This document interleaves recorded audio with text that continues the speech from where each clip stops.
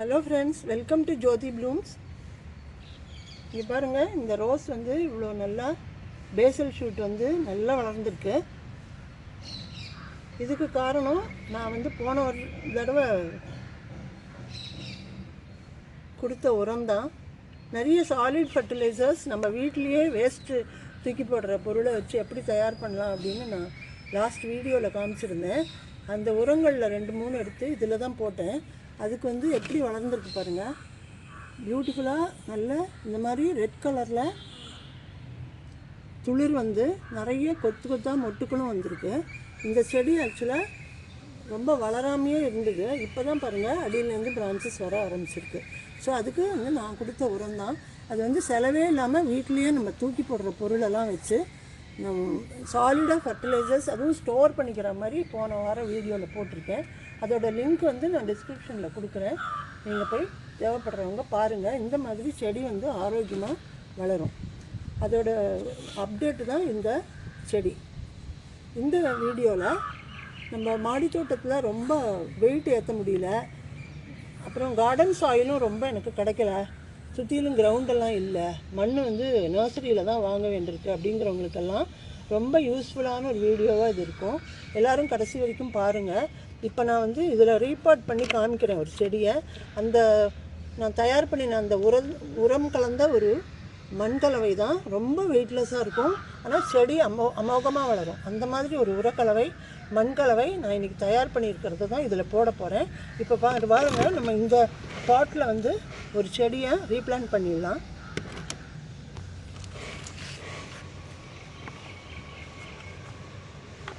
இந்த ஹோல்ஸ் எல்லாம் first close பண்ணிக்கலாம். எப்போவுமே பாட் வந்து நிறைய ஹோல்ஸ் இருக்கிறதா வாங்கிக்கோங்க. இது கூட நான் அமேசானில் தான் வாங்கினேன். உங்களுக்கு யாருக்காவது தேவைன்னா நான் லிங்க்கு கொடுக்குறேன். இது வந்து 10 இன்ச் பாட்டு, பூச்செடிகளுக்கெல்லாம் ஸோ யூஸ்ஃபுல்லாக இருக்கும் அப்படின்ட்டு வாங்கியிருக்கேன். காய்கறி செடிகளுக்கெல்லாம் க்ரோ பேக் இருக்குது.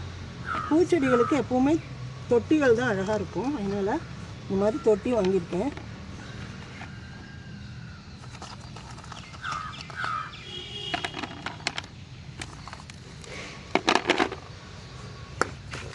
அதை தவிர அடியில் கொஞ்சம் இந்த தேங்காய் நாரையும் போட்டுக்கிறேன். ஸோ தட் மண் வந்து அடைக்காமல் நல்ல வேரோட்டத்துக்கு சௌகரியமாக இருக்கும். அதனால் இந்த தேங்காய் நார் இருந்தால் அடியில் நீங்கள் இப்படி பிச்சு போட்டுக்கலாம்.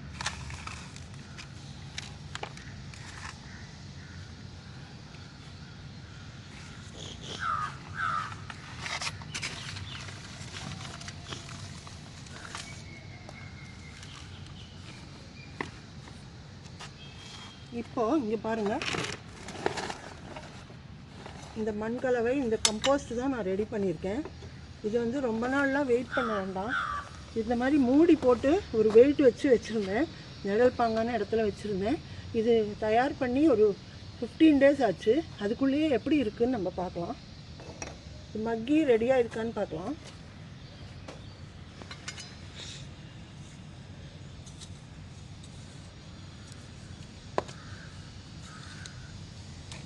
உங்களுக்கு பார்த்தாலே தெரியும், நிறைய பழைய இலைகள்லாம் போட்டிருந்தேன். நீ பாருங்கள், காஞ்ச இலைகளில் தயார் பண்ணின கம்போஸ்ட்டு. இதில் மண்புழுக்கள் இருக்குது. அதை தவிர நான் போட்ட இலைகள்லாமும் நல்லா மக்கி வந்திருக்கு.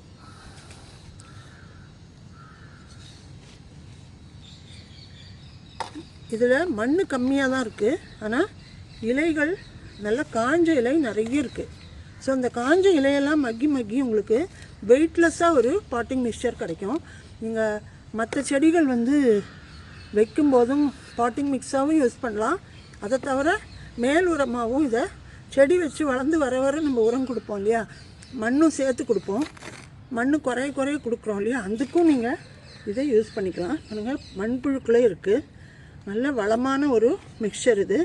இதை வந்து டைரெக்டாக நம்ம பாட்டுக்கு போட்டு செடி வைக்கலாம்.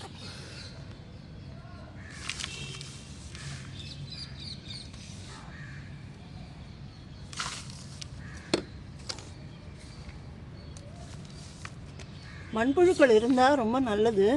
சில பேர் மண்புழுக்கள் இருந்தால் பயப்படுறாங்க, அது வந்து அடியில் போய் சிக்கிக்கும் அப்படின்னு. அடியில் போய் சிக்கிறது எப்படின்னா, நம்ம அதை டிஸ்டர்ப் பண்ணும்போது, நம்ம மண்ணை கிளறி விடும்போது மேலே இருக்கிறதெல்லாம் அடியில் போய் ஒளிஞ்சிக்கும். ஏன்னா அது கொஞ்சம் சேஃபாக இருக்கணும் இல்லையா, அதுக்காக பயந்து போய் அடிக்க போயிடும். அதுக்கப்புறம் பார்த்திங்கன்னா நீங்கள் அது உழுது மண்ணை வந்து லூஸ் ஆகும். டெய்லி அது மேலேயும் கீழேயும் வந்துட்டு போகிறதுல தான் மண் வந்து லூஸ் ஆகி நல்லா ஒரு காத்தோட்டம் கிடைக்கும் நம்ம வேர்களுக்கு. ஸோ இதில் வந்து நான் எல்லா விதமான இலைகளையும் போட்டிருக்கேன். மெயினாக எங்கிட்ட வாழை மரம் இருக்கிறதுனால வாழை இலைகளை தான் மக்க வச்சு போட்டிருக்கேன். வாழை இலைகளை கொஞ்சம் காஞ்சதாக போட்டிருக்கேன், அது மக்கி வந்துடும். இப்போ இந்த மிக்சர் பாருங்கள் இவ்வளோ லைட்டாக இருக்குது. இதுலேயே நம்ம செடி வைக்க முடியும்.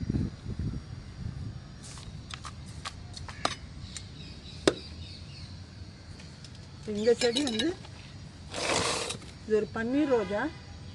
இது வந்து எப்படி இதில் வேர் பிடிச்சிருக்கு, அதை அப்படியே வச்சு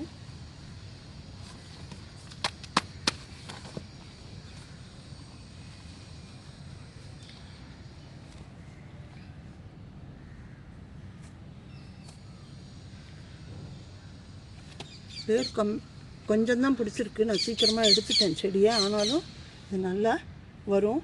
இப்போ இந்த பன்னீர் ரோஜா செடி வந்து இந்த வேரை வந்து இப்படி ப்ராடாக இருக்க மாதிரி வைங்க. எப்போவுமே செடி வைக்கும்போது அந்த வேரை வந்து ரொம்ப குவிச்சு வச்சிடக்கூடாது. நாலா பக்கமும்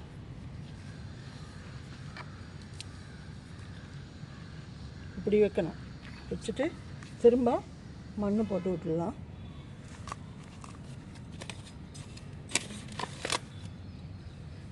இதில் இருந்த ஈரப்பதம் எல்லாமே குறைஞ்சிருக்கு.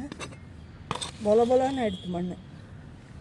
இது இனிமேல் கொஞ்சம் கொஞ்சம் இருக்கிறதெல்லாம் கூட அப்புறமா மக்கி போயிடும். நீங்கள் கொஞ்சம் பெரிய துகள்கள் இந்த மாதிரி இருந்ததுன்னா நீங்கள் எடுத்து போட்டுருங்க.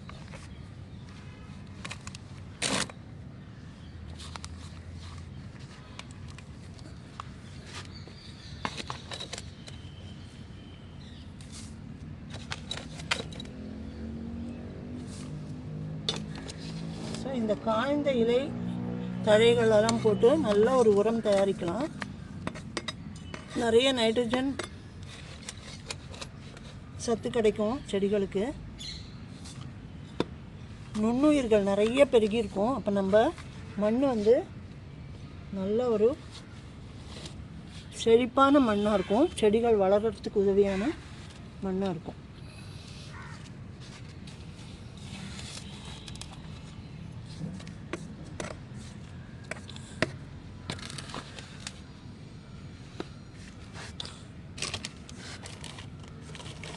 கொஞ்சம் வேப்பம் பிண்ணாக்கும் கலந்துக்கிறேன்னா, நீங்கள் நிறைய ப்ரிப்பேர் பண்ணி வச்சுருக்கீங்க அப்படின்னா நீங்கள் மொத்தத்துலேயும் கலக்க வேண்டியதில்லை. இந்த மாதிரி செடியை வச்சப்புறம் கூட நம்ம போட்டு விட்டுக்கலாம். ஸோ தட் இந்த ஃபங்கஸ்லாம் வராமல் இருக்கும். மண்ணில் வர எந்த பாதிப்பும் செடிக்கு வராது. ஸோ இந்த மாதிரி போட்டுட்டு மேலே கொஞ்சம் மண்ணை போட்டு மூடிடலாம்.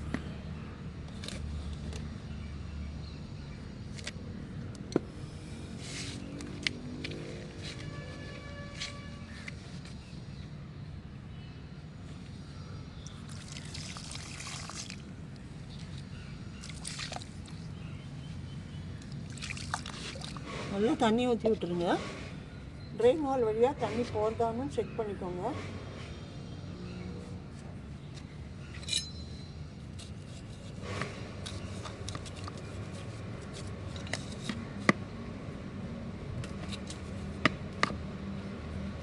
இப்போது இந்த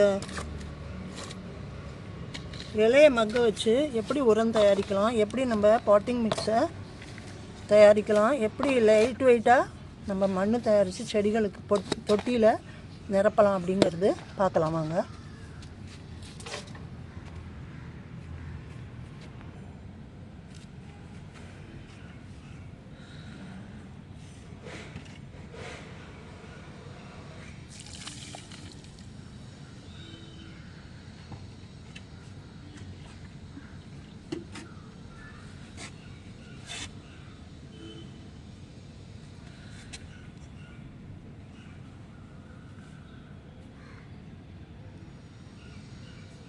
பாருங்கள், ட்ரெயின் ஹோல் வழியாக தண்ணி வந்துடுது. அது வரைக்கும் நீங்கள் செக் பண்ணிக்கணும்.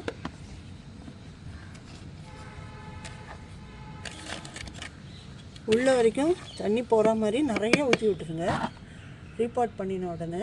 அப்புறம் இதை நிழல் பாங்கான இடத்துல 2-3 நாள், 1 வாரம் வரைக்கும் வைக்கலாம். அப்புறம் வெயிலுக்கு மாற்றினா போதும். அந்த வேர் இந்த தொட்டியில் மண்ணில் நல்லா செட்டில் ஆகணும். அது வரைக்கும் இதை டிஸ்டர்ப் பண்ணவே கூடாது. அப்புறம் வெயிலும் படக்கூடாது. அந்த மாதிரி ஒரு இடத்துல வச்சுருங்க. இப்போது இந்த உரம் எப்படி தயாரிக்கலாம்னு பார்க்கலாம். இந்த மண் இது வந்து இப்போ இந்த பக்கெட்டில் அடியில் 2-3 ஹோல் போட்டிருக்கேன். அது மேலே கொஞ்சம் இந்த மாதிரி காஞ்ச இலை தழைகள் போட்டிருக்கேன் பாருங்க. இந்த வாழை இலையோட தழைகள் நிறைய இருக்குது. நீங்கள் தோட்டத்தை பெருக்கிட்டு இந்த உதிர்ந்த காஞ்சி போன இலைகளெல்லாம் இப்படி சேர்த்து வச்சுக்கலாம். நான் வேறு எதுவுமே இதில் கலக்கலை. ஏன்னா மற்ற கம்போஸ்ட் மாதிரி நம்ம காய்கறி கழிவு அப்புறம் பழத்தோலெல்லாம் இதில் போட போகிறதில்ல. ஏன்னா அது வந்து டைம் எடுக்கும். இது வந்து குயிக்காக ஒரு பாட்டிங் மிக்ஸு எல்லா சத்துக்களோடையும் கிடைக்கணும் அப்படின்னா இந்த இலையில் இருக்கிற சத்துக்களெல்லாம் அதில் போய் மண்ணில் கலந்து நுண்ணுயிர் பெருக்கம் நடந்து உங்களுக்கு ஃபஸ்ட் கிளாஸ் ஒரு பாட்டிங் மிக்ஸ் கிடைக்கும். அதனால தான் இதை ப்ரிப்பேர் பண்ணிட்டுருக்கேன்.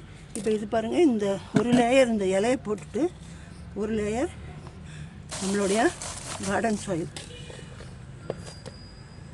சாயில் கிடைக்கிறதில்ல, ரொம்ப கஷ்டமாக இருக்குது அப்படிங்கிறவங்கெல்லாம் இந்த மாதிரி உரம் தயாரிச்சுக்கலாம். உங்கள் வீட்டு பக்கத்துலலாம் மரங்கள்லாம் இருக்கும் இல்லையா, அதில் விடுற இலைகள்லாம் கூட நீங்கள் சேகரித்து வச்சுக்கலாம். சேகரித்து வச்சு ஒரு நாள் தயார் பண்ணிங்கன்னா 15 நாளில் ரெடி ஆகிடும். இந்த மண்ணில் மண்புழு இருக்குது, அதையும் போட்டிருக்கேன். அதை தவிர நுண்ணுயிர் பெருக்கத்துக்கு நம்ம இந்த கார்டன் சாயில் தவிர இன்னும் ஏதாவது போடலாம். அதில் என்னென்னு அப்புறம் சொல்கிறேன், ஸ்கிப் பண்ணாமல் பாருங்கள். இந்த மாதிரி வாழையோட தண்டு பாருங்கள், நல்லா காஞ்சி போய் உதிர்ந்து கிடக்கு. இது வந்து நல்லாவே பிரேக் ஆகிடுது. இப்போ இது போட்டால் நல்லா ஒரு உரமாயிடும். அதை தவிர வாழை இலையும் இருக்குது பாருங்கள், இது ஈஸியாக பிரேக் ஆகிடுது. என்கிட்ட இது நிறைய இருக்கிறதுனால நான் வாழையோடது எடுத்திருக்கேன். இது வேஸ்ட் பண்ண வேண்டாம். நீங்கள் வேறு இலைகள் கூட எடுத்துக்கலாம். இது மேலே ஒரு லேயர் மண்,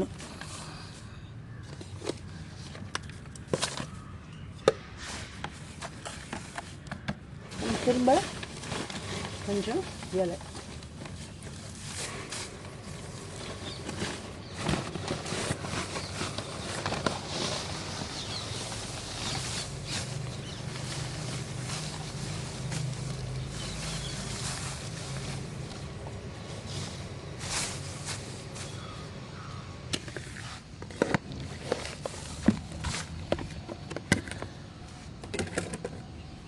இந்த மாதிரி நீங்கள் பக்கெட்டு ஃபில் பண்ணிக்கலாம். டெய்லி கிடைக்கிற இலையை கூட இந்த மாதிரி போட்டு நீங்கள் இந்த பக்கெட்டை ஃபில் பண்ணிக்கலாம். மூடி இருக்கிற பக்கெட்டாக இருந்தால் நல்லது. அப்படி இல்லைன்னா நம்ம வேறு ஏதாவது மூடி போடணும். நிழல் பாங்கான இடத்துல வையுங்க, வெயில் பட வேண்டாம். இப்போது இது வந்து மக்கறதுக்காக நம்ம கொஞ்சம் மாய்ஸ்சராக வச்சுக்கணும் மண்ணை. இதுக்கு வந்து நான் இங்கே வந்து இந்த வரட்டியாக ஊற வச்சு தண்ணி வச்சுருக்கேன். இது வந்து ஒரு கவுடங் டீ. இது வந்து ஒரு ஸ்லரி. இந்த ஸ்லரியை ஊற்றினீங்கன்னா தெளித்து விட்டோம்னா நுண்ணுயிர்களுக்கு நல்ல ஒரு பெருக்கம் கிடைக்கும் இந்த மண்ணில்.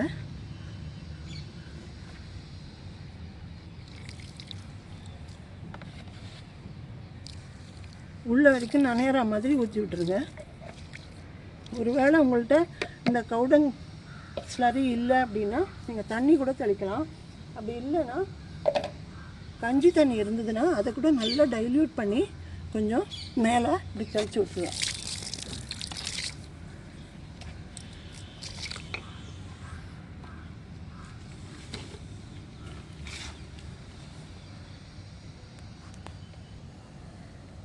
இப்போது இதை வந்து இந்த மாதிரி ஒரு பிளாஸ்டிக் கவர் இல்லைன்னா ஒரு துணி கூட போட்டு ஒரு சாக்கு மாதிரி ஏதாவது போட்டு நல்லா மூடி கட்டி விட்டுருங்க. அப்படி இல்லைன்னா ஒரு கல்லையாவது இப்படி வச்சு க்ளோஸ் பண்ணிவிடுங்க. கொஞ்சம் காத்தோட்டமாக இருந்தால் ஆக்சிஜன் கிடைக்கும். மற்றபடி இதை வந்து டிஸ்டர்ப் பண்ணாமல் ஒரு நிழல் பாங்கான இடத்துல வைக்கணும். வெயில் பட வேண்டாம்.